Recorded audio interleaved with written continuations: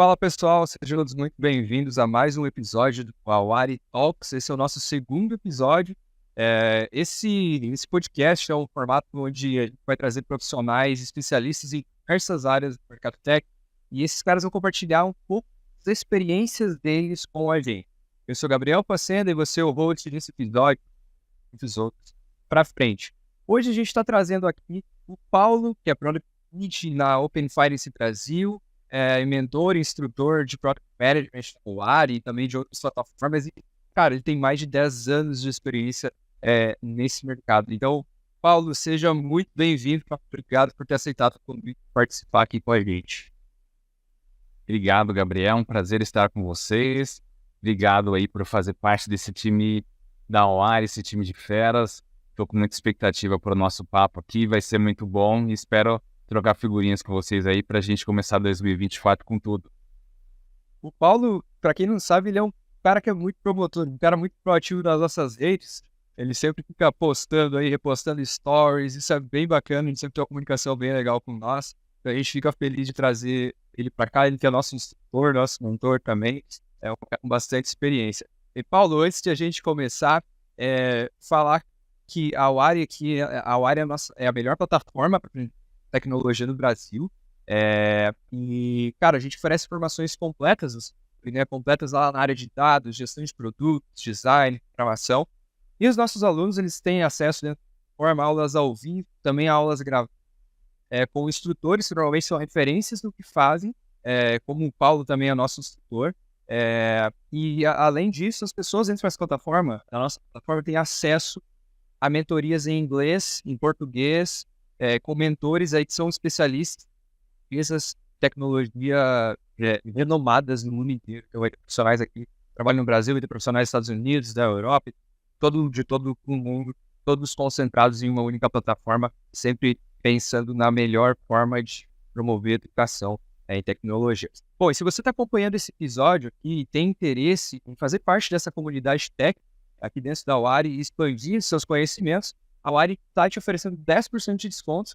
Para resgatar, você só precisa entrar em contato com o nosso time de especialistas ali que está na descrição, ou no awari.com.br e resgatar o Paulo 10. Só que esse cupom Paulo 10, ele vai expirar em 24 horas a partir que esse episódio for para o ar, tá? Então fique esperto aí se você está assistindo e não faz ainda 24 horas, aproveita que esse cupom de 10% de desconto está ativo, cupom Paulo 10. Beleza?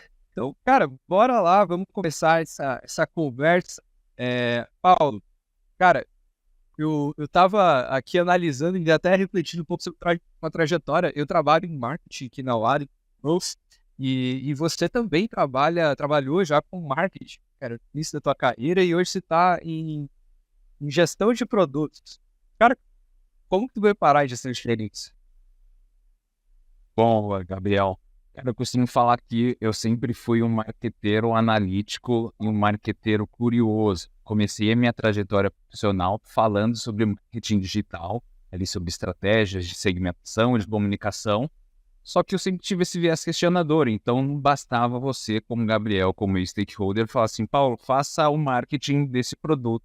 Eu queria saber o que o produto tinha de funcionalidades, o que ele se diferenciava dos concorrentes, e aí de tanto curiar, eu costumo brincar que falaram assim, deixa eu ver se esse cara curioso de produto, ele vai saber fazer um bom produto. E aí lá na Nextel, há quase 10 anos atrás, fui convidado a participar da construção do aplicativo Meu Nextel com esse olhar, com essa figura de produto. Então eu deixei de ser alguém que somente pensava em comunicação e estratégia e comecei a me envolver com design, com tecnologia e com outros tantos aspectos aí de um bom produto. Mas eu confesso que o meu viés marqueteiro também viu, né, Gabriel? Você falou agora há pouco sobre as minhas redes sociais ali. Eu amo marketing e eu não deixo de ser marqueteiro, não. Tô antigo, cara. Pô, que legal essa. Nextel era da Claro, não é?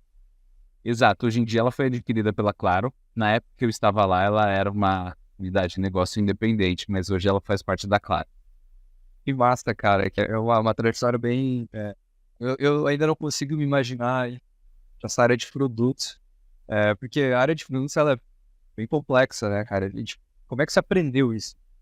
Como que você foi aprendendo gestão de produtos até chegar ao ponto de falar, nossa, Tipo, eu quero fazer gestão, quero ser gestor de produtos. Tipo, como foi essa trilha de aprendizado pra explicar a gestão de produtos?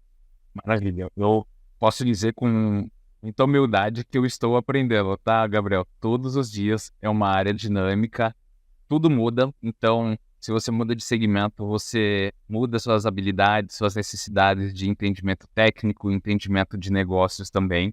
Então, eu tenho mantido a minha curiosidade, o meu desejo de aprender, e eu acho que a gente fala muito sobre isso aqui na Wari, né? Ao democratizarmos o ensino, nós precisamos aprender a reaprender. Porque todo mundo tem crenças pré-formatadas ali, a gente acha que sabe, mas antes de saber.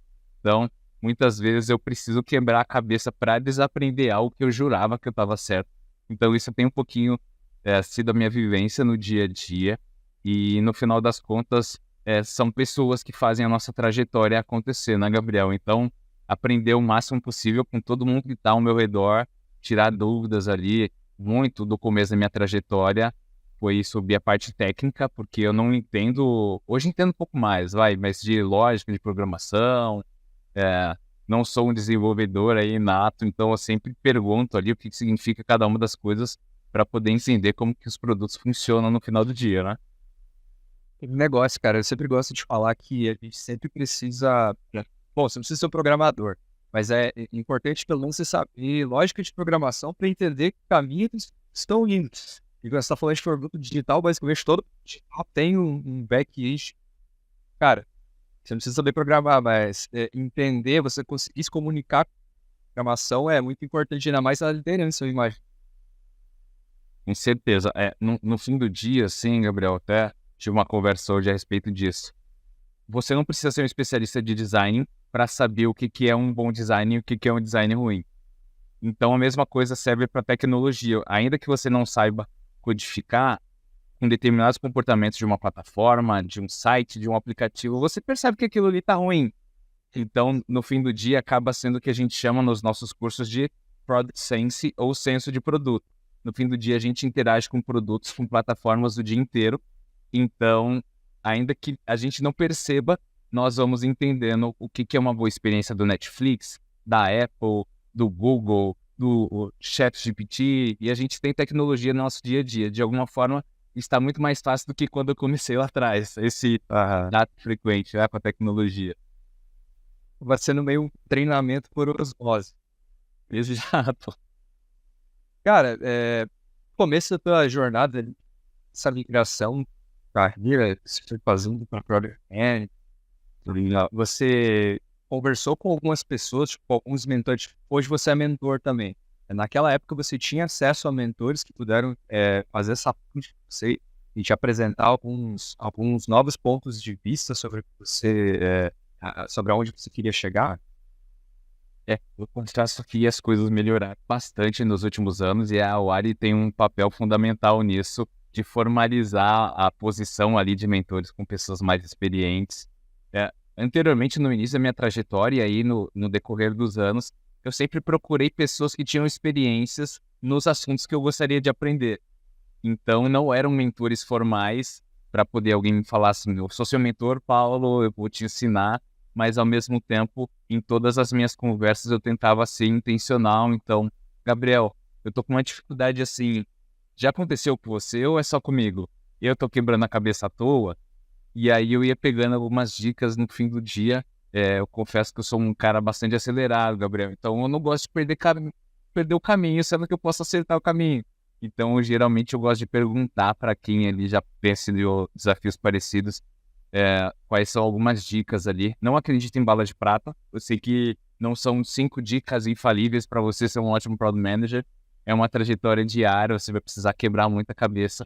Mas, ao mesmo tempo, a sabedoria está em aprender com os erros dos outros, né? Então, eu tento descobrir o que fizeram de errado e tento compartilhar hoje também, que fala muito do que deu errado na minha trajetória. Cara, esses dias a gente estava trocando uma ideia ali antes da área, conversando sobre uns pontos, e a gente falou justamente isso. Quando você analisa pessoas que criaram empresas em um determinado período, você vê que as startups são pessoas, sei lá, esse não é um dado preciso, tá? Mas sei lá, de pessoas mais velhas, de 36, 40 anos, e a gente estava discutindo justamente isso, cara. Hoje, será que vale a pena se você for olhar para startups que deram certo, normalmente são fundadas por pessoas mais velhas. E aí até um colega me falou, ele falou, eu prefiro, eu quero montar um negócio, depois que estiver mais velho, já os mesmos erros. Eu olhei pra ele e falei, cara, não é assim, se você quer montar um negócio hoje, né, se montar o produto que seja, você não precisa se basear simplesmente na estatística que as pessoas mais velhas, os negócios das pessoas mais velhas dão certo. Você pode, sei lá, conversar com pessoas que tiveram experiências e tentar evitar os erros, né, que essas pessoas já viveram na vida delas. Depois encurta um caminho, mas não precisa começar daqui 5 anos, pode começar agora. E você aproveita esses caras para não errar, não cometer os mesmos erros, que é aquele negócio. Sempre que a gente ensina alguém, sempre que eu ensino alguém, eu digo você também, sempre que você vai ensinar alguém, a gente não quer que essas pessoas cometam os mesmos erros que você cometeu. Eu acho que é o nosso foco de ensino sempre vai ser esse. Exato. Cara, mas legal. Eu tava olhando o teu LinkedIn também, e aí eu vi lá que você trabalha na Open Finance Brasil. E, cara, confesso pra você que eu mais ou menos sei o que é Open Finance, mas eu nunca entrei a fundo nesse mundo, sabe? O que é, cara, tipo, Open Finance hoje? Você descreve o que é Open Finance hoje? Principalmente, vai ser no mundo, mas principalmente no Brasil. Ô, Gabriel, para falar sobre Open Finance, eu gosto de fazer um paralelo com um assunto que é mais conhecido, que é a LGPD, a Lei Geral de Proteção aos Dados. Eu vou trazer um contexto de alguns anos atrás.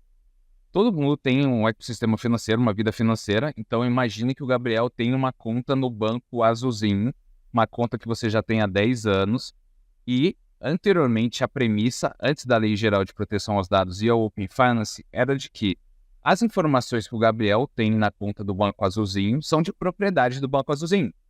Então, só quem sabe a vida financeira do Gabriel naquele banco é o Banco Azulzinho. Só que com as discussões que foram acontecendo ao longo do tempo, iniciou-se um ponto de vista diferente, que é a informação no fim do dia é do usuário. O proprietário daquele dado é o Gabriel e não é o banco. Então, ele tem total possibilidade de compartilhar esses dados com quem ele quiser. Então, dentro desse contexto, surgiu o Open Finance, que nada mais é, Gabriel, do que um consentimento de compartilhamento de dados. Dados cadastrais, dados transacionais. Então, imagine que, nesse exemplo do Banco Azulzinho, o Gabriel, proprietário da informação, quer ter conhecimento sobre ofertas do Banco Vermelhinho. Então, você compartilha, através do seu aplicativo, do Internet Banking, a sua vida financeira.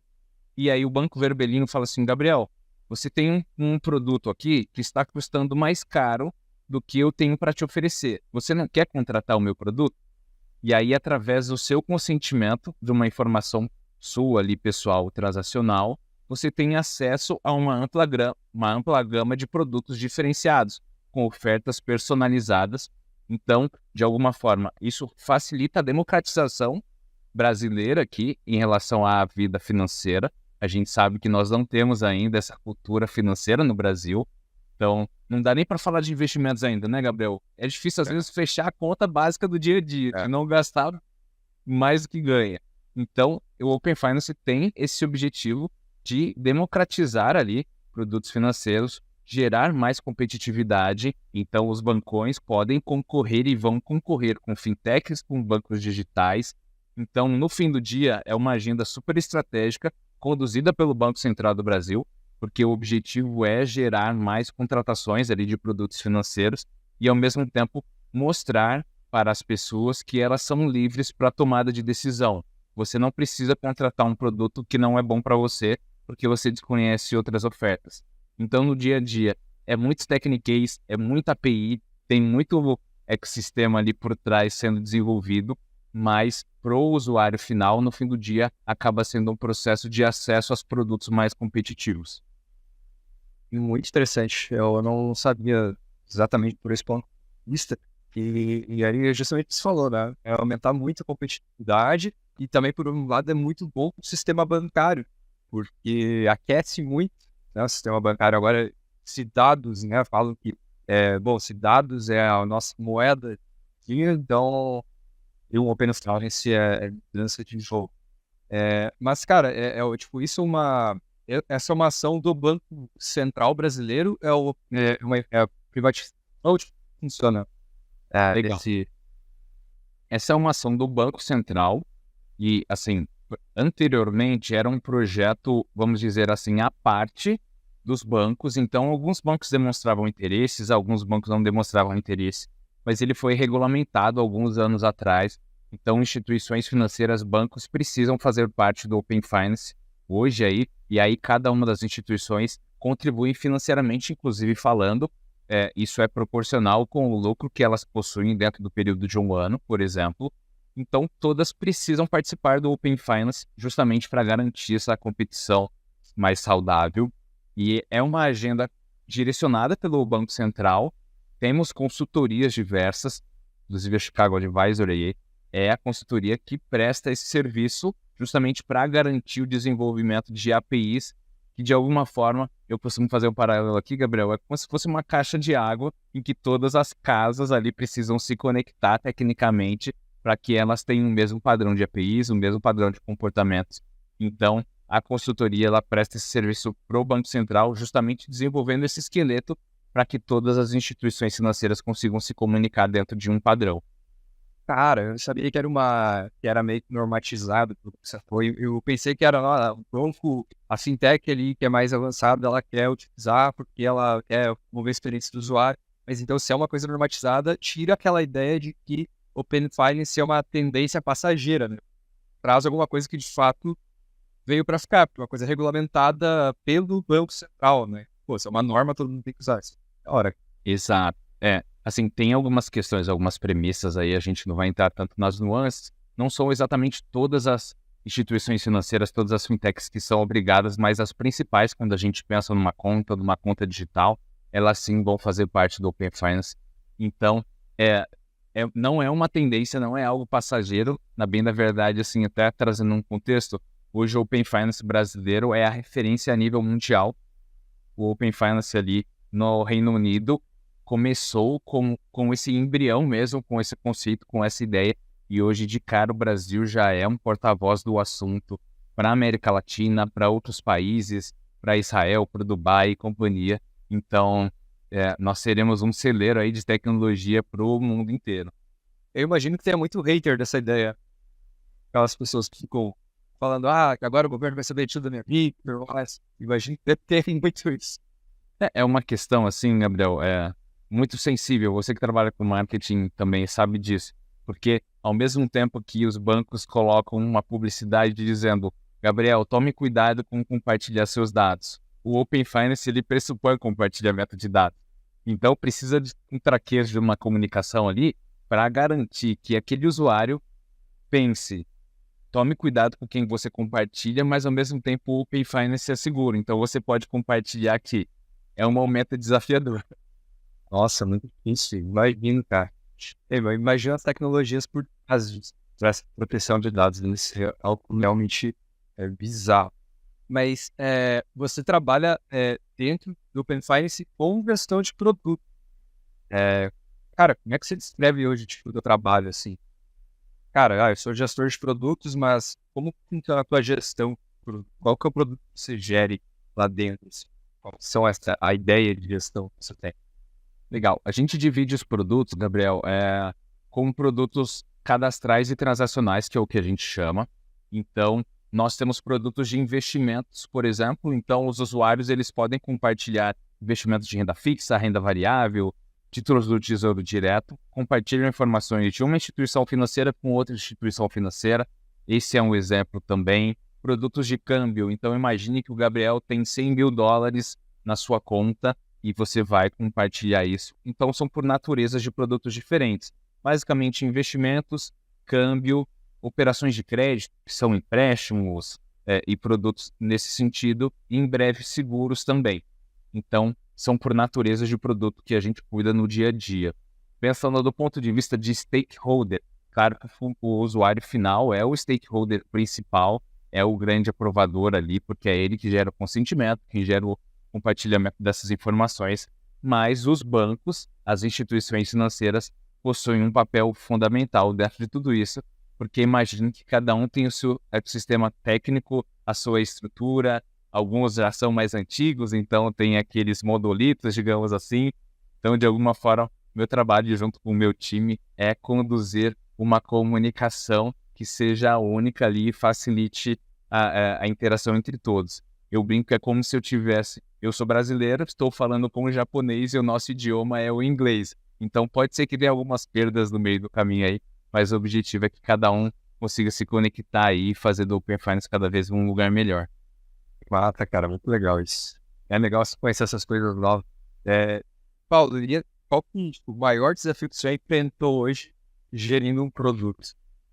Pode ser que esteja aqui no Open Finance, nas outras suas experiências, assim, mas quando você fala de gestão de produtos, vem na sua cabeça como, nossa, que foi o meu maior desafio, momento de incertezas e tudo mais. O maior desafio, acho que de todo Product Manager é o lançamento de um produto, Gabriel. Criação ali. É a criação. Porque, assim, pensando do ponto de vista estrutural, de experiência, isso a gente consegue resolver com pesquisas de alguma forma, é o que a gente estuda nas aulas. Mas o que efetivamente vai gerar resultado é a venda daquele produto, é o uso daquele produto. No dia 1 que você tem o lançamento do Go Live ali, que você fala assim, cara, o produto está no ar, quem quiser comprar, pode comprar agora.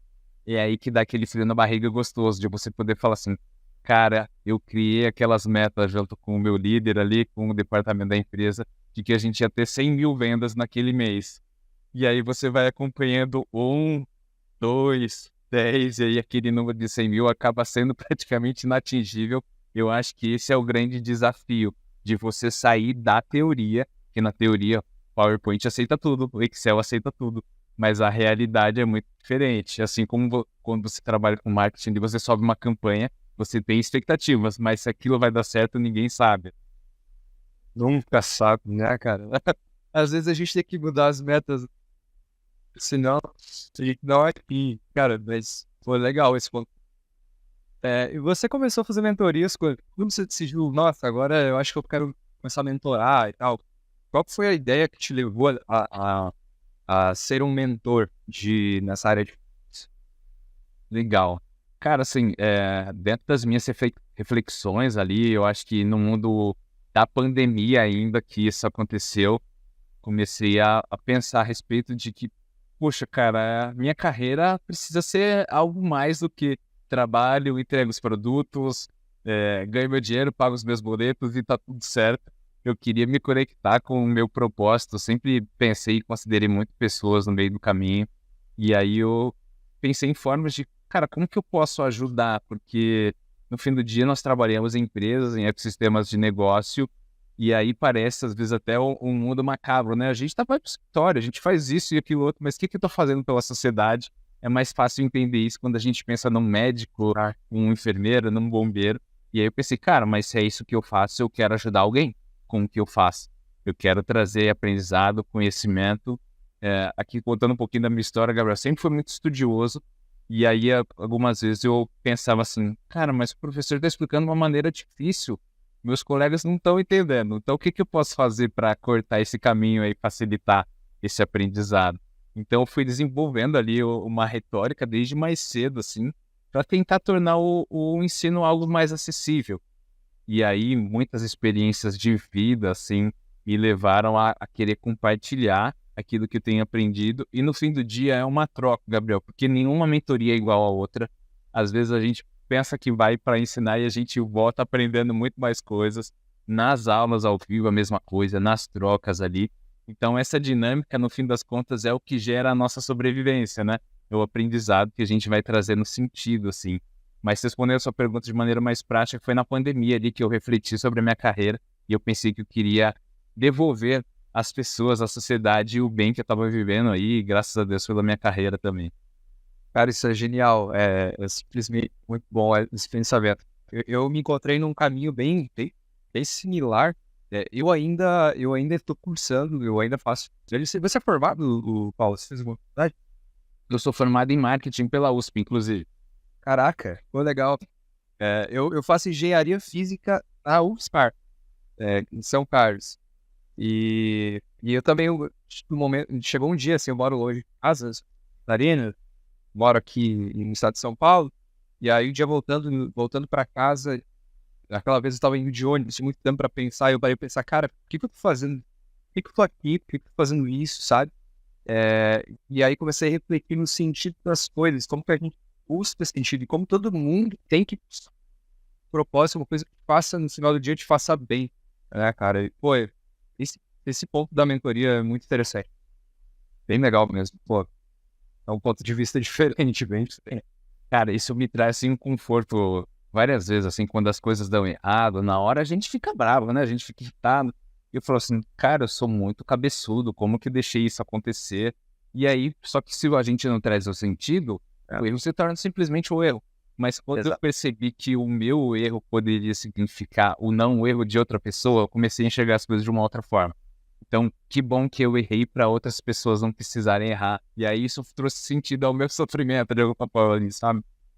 Cara, isso é muito bom. Que filosofia legal, Paulo. Parabéns. Nossa. Eu vou agradecer o meu psicólogo, porque ele tá me ajudando a desenvolver tudo.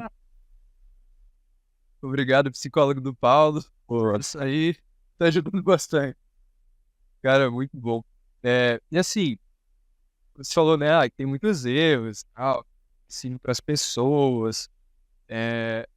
E eu imagino que tem muita gente que chega na gestão de produtos com muitos mitos formados na cabeça nessa área, né? Eu imagino que tem muita gente que chega falando, nossa, o gestor, sei lá, Deus, não sei o quê. Tipo, qual que é a maior coisa, tipo, os maiores mitos que você se esforça ali para explicar pra galera? Ou sei lá, que mitos que essa galera, nossa, você sabe, nas aulas. Boa. Cara, acho que um dos mitos mais de cara que aparecem é que, será que a gestão de produtos é para mim? Porque muitas pessoas vêm de especialidades diversas, Gabriel. Tem gente que é advogado, tem gente que trabalhou. Já tive aluno, inclusive na UARI, foi jogador de basquete profissional. Caraca, Então, tem gente de várias profissões diferentes, e aí quando chega falando, eu já falo que a nossa carreira é Product Manager, já começa com o distanciamento do inglês já, né? Uma pessoa que não tem afinidade com o inglês fala assim, mas cara, que raio que é Product Manager? Então, né, começa um negócio inacessível, assim, parecendo que todo mundo é o Steve Jobs. Então, eu falo assim, calma, gente, não é assim. No fim do dia, essa primeira barreira de pensar que algo não é para mim, já é algo que eu sempre tento trabalhar. E aí é trabalhar no processo de aprendizagem mesmo, tá, Gabriel? Costumo falar que nós, seres humanos, a gente tem o cérebro com a mesma configuração e com a mesma capacidade de aprendizado. Então, se eu aprendi e hoje eu estou falando com você, e eu nasci sem saber falar. Então, perceba como a gente consegue adquirir habilidades que a gente não tinha. É a mesma coisa para uma nova profissão, para uma nova área, para uma nova carreira. Então, se você estiver disposto a desfrutar dos benefícios e passar pelas dificuldades, você pode se tornar um Product Manager. Isso eu acho que é um recado para todas as pessoas, assim, sabe? Então, a dificuldade natural, algo que eu gosto de falar também, Gabriel, é estressante. O processo de aprendizagem, ele é estressante. Todas as vezes que a gente se depara com um conhecimento novo, os neurotransmissores estão ali, cara, funcionando a todo vapor. Às vezes a nossa cabeça até esquenta, né? E aí você fala assim, cara, não vou conseguir aprender isso, não é para mim. Só que na verdade é um estresse de uma informação nova que você está tentando juntar com algum conhecimento prévio que você já tinha. Então, o que eu sempre falo para as pessoas, dê tempo ao tempo. Então tem gente que quer sair devorando, que quer estudar 24 horas por dia. Cara, leve isso como uma viagem de longo prazo. Não é algo de simplesmente sair correndo, assim, é uma maratona, não é uma corrida de 100 metros. Então faça com bastante parcimônia, com bastante cuidado ali também. E aí uma outra coisa que sempre surge de dúvidas também é a famosa pergunta se um Product Manager precisa saber desenvolver.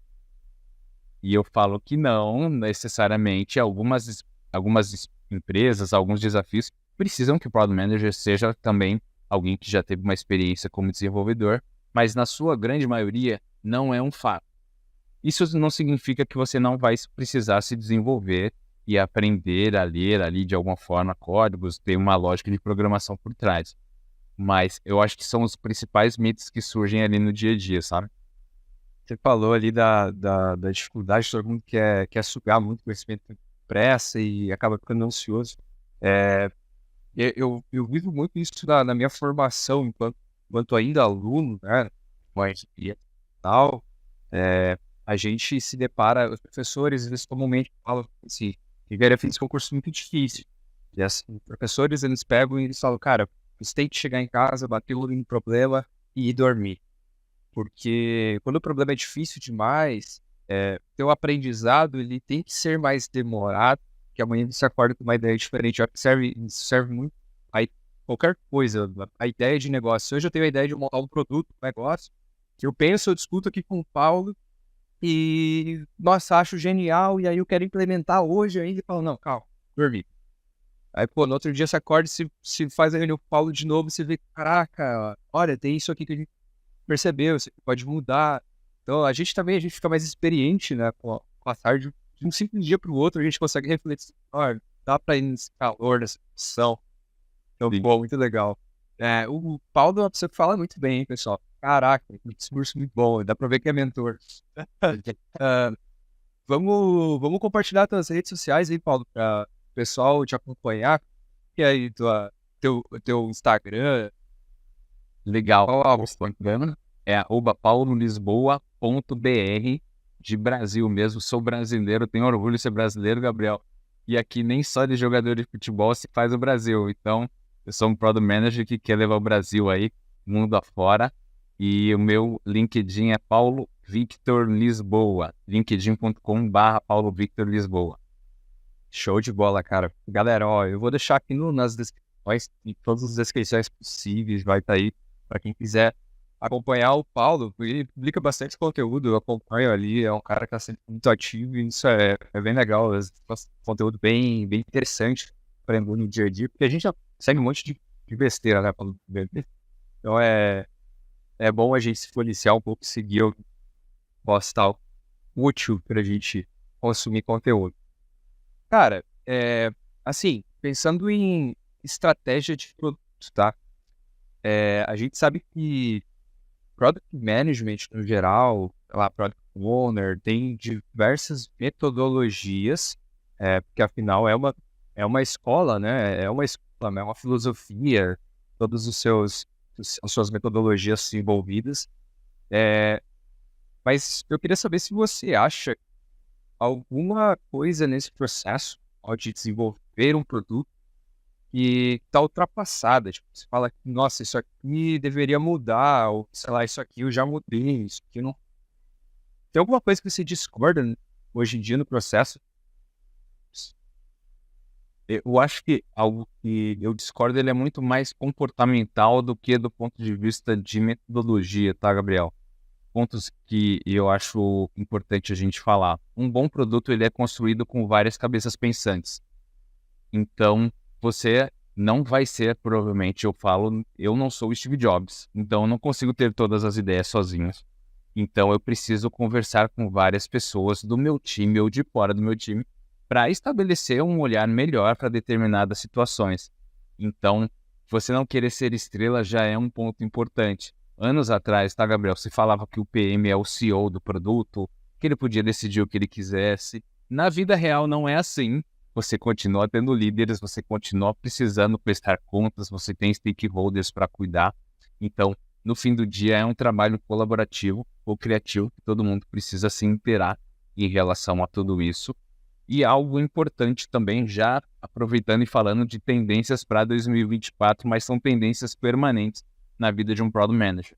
Todo mundo precisa saber como a empresa ganha dinheiro. Isso daí difere, tá? Não é só o Product Manager. Ainda que você seja desenvolvedor, que você trabalhe no financeiro, você precisa saber o que a empresa faz, como que ela ganha dinheiro, porque no fim do dia o trabalho de todo mundo é ajudar a empresa a ganhar mais dinheiro, a vender mais, a trazer mais clientes, a aumentar a satisfação. Então, se você não tem clareza do quanto você impacta o seu negócio, do quanto você impacta o resultado, inclusive, você só está fazendo uma agenda cheia. Você está vivendo reuniões, você está mandando e-mails, criando apresentações e você perde até o sentido de tudo que você está vivendo no dia a dia. Então, esse olhar serve sim para o Product Manager, mas serve para todo mundo. Eu gosto de recomendar a leitura de um livro chamado O que o CEO quer que você saiba, do Han Charan, que é uma referência aí em liderança e gestão de negócios, que ele basicamente compara um negócio com uma banca de frutas. Então imagine que a sua empresa é uma banca de frutas numa feira e você precisa saber qual fruta que mais vende, qual fruta que ninguém quer, qual fruta que está perto do vencimento, qual que tem a maior margem de lucro.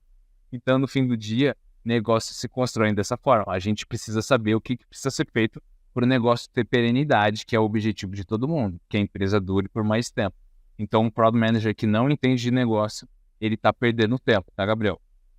Essa é uma chave que mudou minha cabeça, cara, quando eu passei a pensar que todos nós construímos resultados empresas. Eu comecei a olhar também para as pessoas como cada uma delas, cada pessoa dentro da empresa, ela tem que dar um retorno para a empresa. Porque, de contrário, muitas vezes você não tem que contratar uma pessoa, você não consegue manter, o negócio não vai ser saudável. E, cara, esse pensamento no business funciona, além de me fazer me sentir mais parte do negócio, mudou a minha cabeça, assim, do olhar que eu tinha para liderança, sabe? Eu acho que isso dá uma boa mudada de cabeça quando a gente realmente vai observar isso, cara. Pô, mas excelente ponto. Eu até ia te perguntar antes, pô, Paulo, e quando a gente vai comparar inovação e viabilidade, inovação primeiro, né, viabilidade. Então, acho que pela tua resposta, obviamente, não. Um ponto importante, uma frase que eu li ontem ficou na minha cabeça, tá, Gabriel? Muitas vezes a gente se preocupa em lançar a próxima Tesla, a próxima Apple, a próxima Google, e muitas vezes não tem nenhuma padaria que consiga fazer um pão bem assado.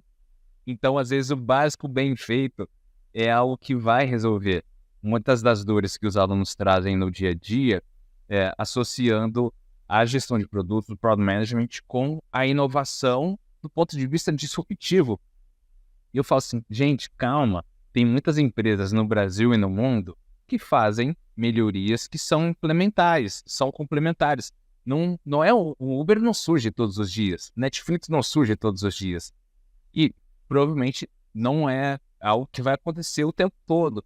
Então, se nós tivermos uma ótica de, muitas vezes, um básico bem feito, quando eu falo básico bem feito, não é fazer qualquer coisa, né, Gabriel? É a gente atender as necessidades do usuário. É para isso que o produto existe.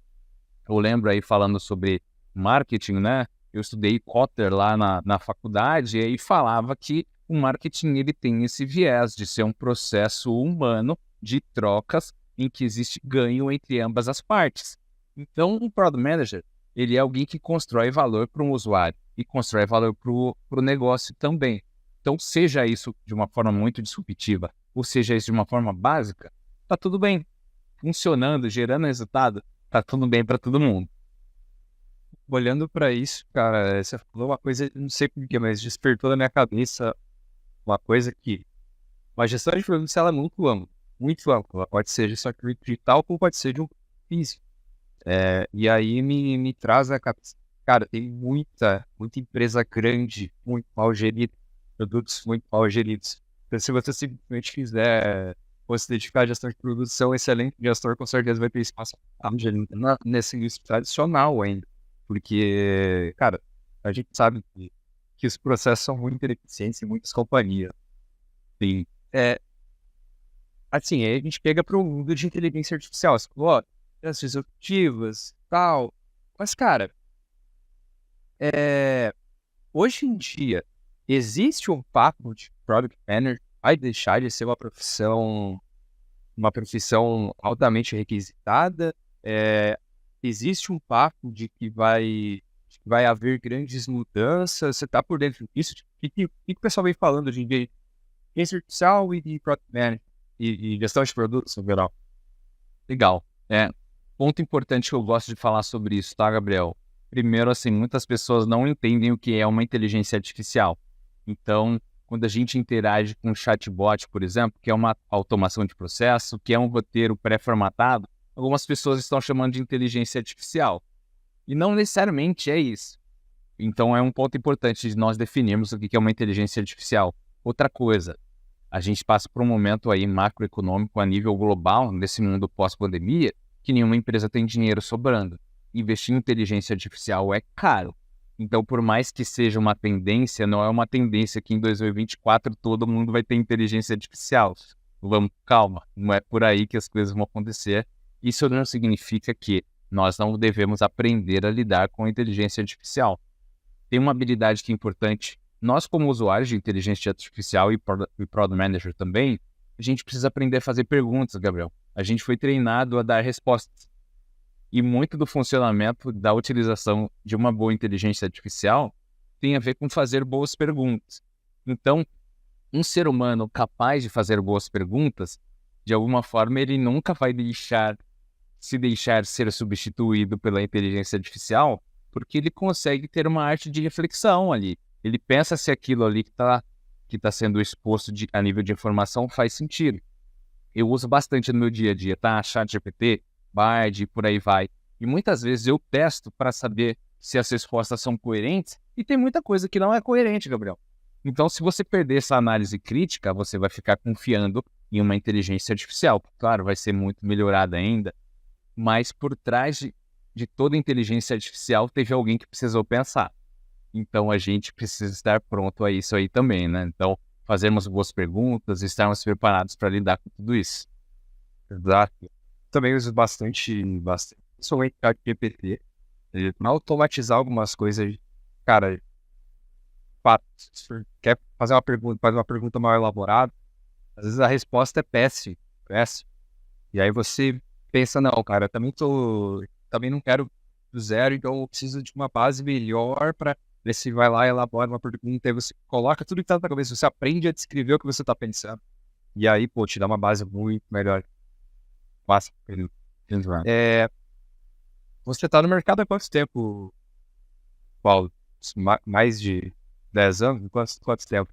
Eu já estou há quase 12 anos no mercado, comecei minha atuação em marketing ali, como eu disse, e vou completar no ano que vem 10 anos de gestão de produtos. Então, já estou aí virando um tiozinho da gestão de produtos.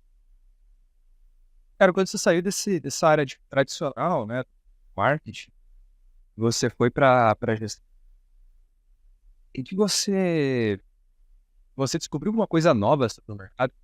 Tinha notícia sobre alguma coisa que de fato marcou assim, caraca, eu não imaginava o mercado era assim. Você chegou em algum ponto, tu imaginou isso? Observou isso? Cara, eu acho que um dos grandes pontos de transformação da minha carreira, inclusive, até fazendo um paralelo aqui pessoal, tá, Gabriel? Minha esposa também é formada em marketing, e aí dentro das nossas trocas ali do começo de namoro, na época, ela me perguntou, né? Você tá indo para uma área digital, mas o mundo ainda é muito varejo, a gente vai no supermercado, em shopping center, e aí eu lembro de conversar com ela sobre o uso do celular. O celular, todo mundo já tinha começado a utilizar o celular, com bastante frequência ali, e tinha na época Facebook, Messenger e coisas do tipo. Então, de alguma forma, eu já identifiquei ali, naquele momento, que os produtos digitais iriam gerar hábitos.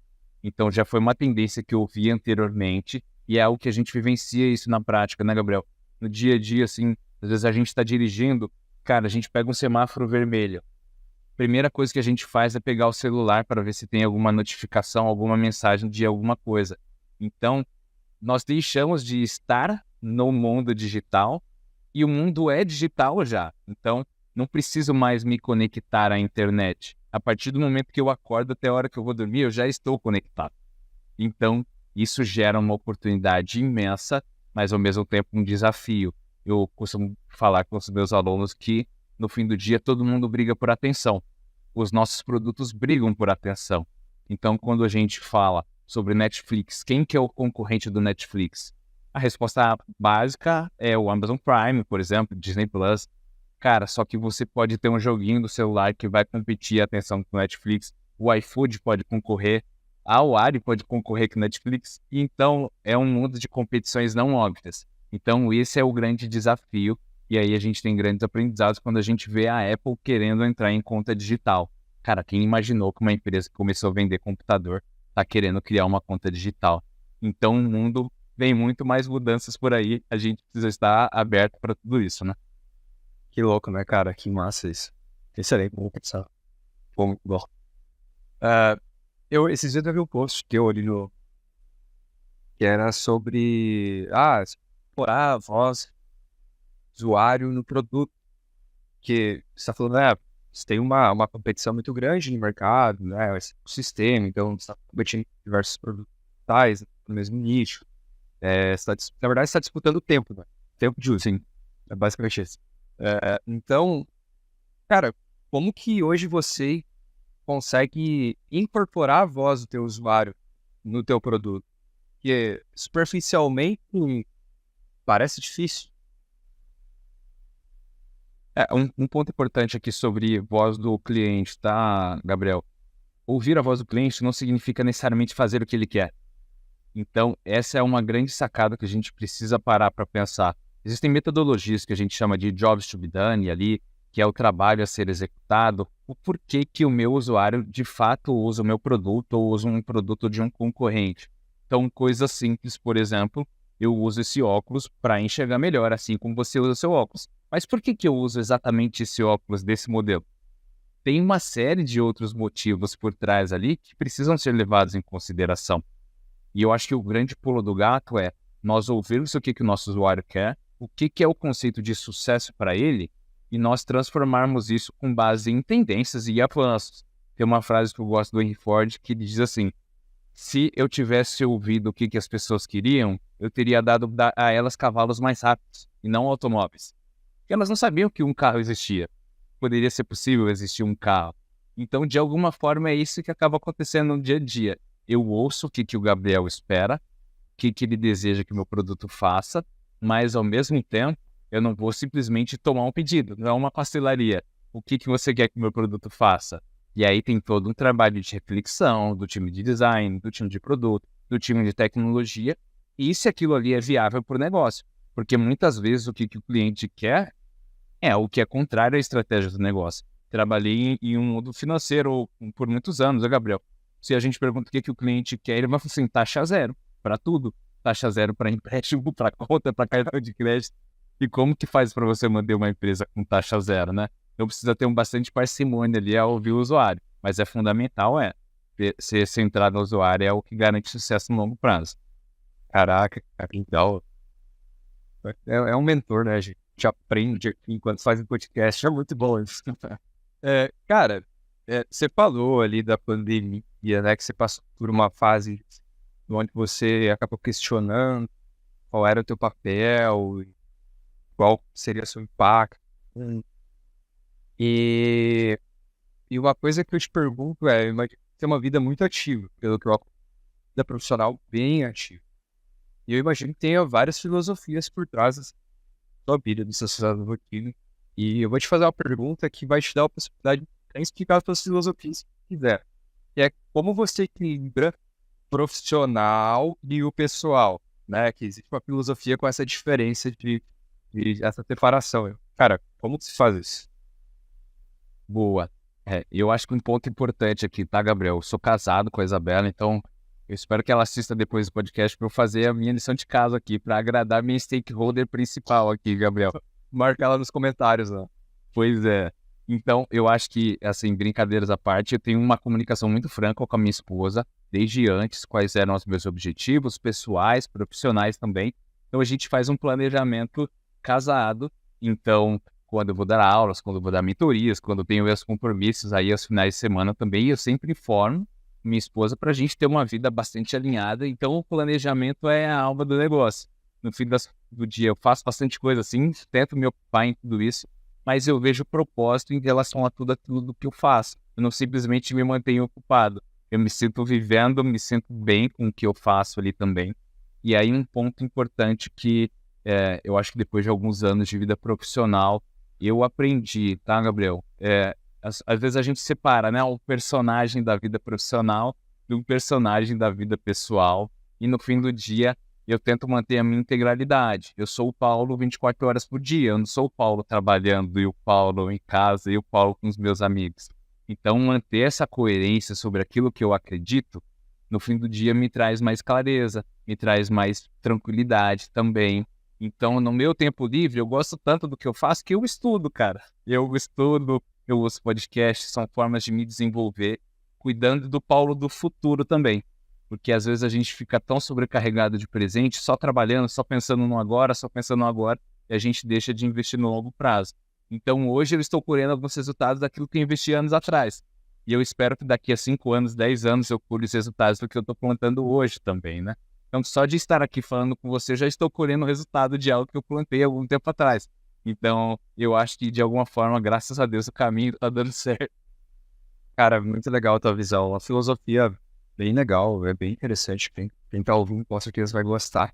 E eu também sempre tento fazer isso, cara. Eu sempre falo, meu, não existe dois Gabriel. Se você me conhecer aqui trabalhando, você, sei lá, num barzinho, sabe, no shopping, o papo que a gente vai ter da mesma forma. Eu acho que eu incorporei isso, que eu faço o que eu gosto, você faz o que você gosta. Então a gente vive isso porque a gente gosta. Eu acho que isso é algo de valor. É. Bom, cara, se você, assim, sei lá, cara, a gente tá numa época de IA cada vez mais poderosa, né? Você, você prevê o surgimento de alguma coisa que possa alavancar e muito trabalho na área de gestão de... Cara, eu acho que o que no fim do dia a gente vai ter de ganhos com a inteligência artificial, Gabriel, são as trocas. Eu não acho que a inteligência artificial vai substituir, como eu falei, o pensamento humano. Só que ao mesmo tempo, vou te dar um exemplo prático do dia a dia. Quem já trabalha na área aí sabe que a gente escreve às vezes critérios de aceite para o nosso produto. Uma definição de escopo ali. Você pode pedir sugestões para uma inteligência artificial. Ela pode te trazer alguns outros casos de uso. Então, isso vai facilitar uma troca. Eventualmente, o que você faz com uma pessoa, você vai fazer com uma inteligência artificial também. Outras coisas, né, que na minha época, a pessoa precisaria fazer uma apresentação no PowerPoint, precisaria saber mexer no Miro, no Figma e coisas do tipo. Com o crescimento da inteligência artificial, você talvez não vai precisar executar tanto assim, mas você vai precisar, de novo, conseguir criticar o que é bom, o que não é. Vai precisar saber pedir também. Então, no fim do dia, eu costumo brincar que cara, como serviço de casa, você pode contratar alguém para limpar a sua casa, mas você sabe o jeito que você gosta, não sabe? Então, pelo menos pedir, você vai ter que saber pedir. É a mesma coisa com a inteligência artificial, cara. Eu tento fazer esses paralelos com o dia a dia porque fica mais fácil o entendimento, né? É muito mais fácil, cara. De fato. Da onde você quer chegar, né? Você vai usar ela como uma alavanca. Assim. Muda um clone seu, por exemplo. A gente vai se encaminhando para o final, porque já deu mais uma hora aqui. Eu sei que você tem muito mais compromisso na sua agenda. E eu queria te fazer uma última pergunta, principalmente pensando no nosso público que está aqui assistindo. Então, que cara, quais dicas ou uma dica principal que você para quem está começando hoje e aspira a se tornar um líder na área de gestão? Qual é a principal dica ou as que você tem, assim, que são fundamentais, que mudariam nossa conversa? Legal. Um ponto importante sobre entender pessoas, se preocupar com pessoas e aprender a lidar com pessoas. Para você se tornar líder, não basta um cargo. Então, as pessoas precisam enxergar você como líder, precisam respeitar você como líder. E isso, pelo menos dentro dos meus valores, né, Gabriel? Isso se faz com transparência, com humildade, com sinceridade, com comunicações assertivas ali também. Então, para você liderar, você precisa de pessoas que vão te ajudar como parte do seu time, pessoas que vão te liderar também, que todo líder também é bem gerido. Então, no fim do dia, priorizar pessoas é algo importante. Falando especificamente de liderança de produtos digitais aqui, é importante entender sobre o negócio. Então, vou bater nessa tecla de novo. Entenda quais são os seus desafios estratégicos, como que os produtos que você já tem podem ajudar nesses desafios, os produtos que você possa vir a lançar. No fim do dia, um produto existe para atender o objetivo de uma empresa. Descubra quais são esses objetivos e corra junto para lá. Eu acho que são as duas dicas principais, assim. Eu acho que, e por fim, acho que algo que a gente tem aqui como premissa na UARI também, nossos pais falavam, quando você se formou, quando você terminou ali a sua formação, e no fim do dia a gente não se forma mais, Gabriel. Nós estamos em formação até o fim da vida. Talvez muitos de nós não iremos nem aposentar. Então, o aprendizado, ele deixou de ser algo formal do ponto de vista eu vou para a escola, vou para a faculdade, vou para a pós-graduação, e passou a ser um estilo de vida. Então, isso é algo que eu tento trazer para a minha rotina também. Então, o conceito de aprendizado contínuo, aprender com todas as pessoas, em todas as situações, eu acho que é o que vai nos diferenciar lá na frente também. Dicas super valiosas, hein, pessoal? Dicas valiosíssimas, Paulo. Paulo, muito obrigado, cara, pela tua participação. Foi um tempo de valor, mas quem estiver assistindo, ouvindo aí, com certeza agregou muito valor. Quem quiser conversar com o Paulo, pessoal, você pode marcar com ele mentoria através da Wari, mas você também pode chamar eles nas redes sociais, aí o Instagram, @paulolisboa, isso, né? Isso mesmo. E a gente vai deixar as redes sociais aqui nas descrições também, para vocês acessarem, então podem ficar à vontade. Paulo, muito obrigado pela tua participação, cara. Foi um prazer, Gabriel. Bom, pessoal, infelizmente esse episódio então chegou ao fim.